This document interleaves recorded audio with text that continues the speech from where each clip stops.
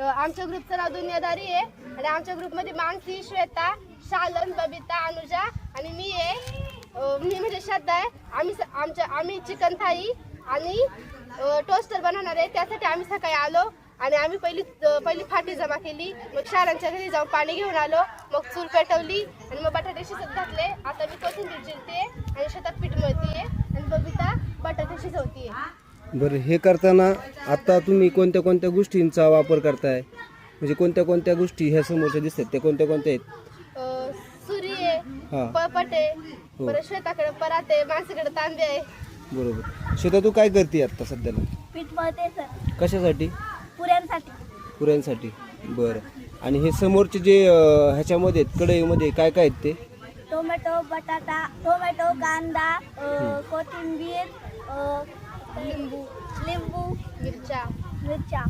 याचा सगळ्यांचा वापर करून तुम्ही आज काय करणार आहेत? Gravy, chicken gravy chicken gravy करणार आहेत, बरोबर ना? आणि जी कशासोबत खायची आहे?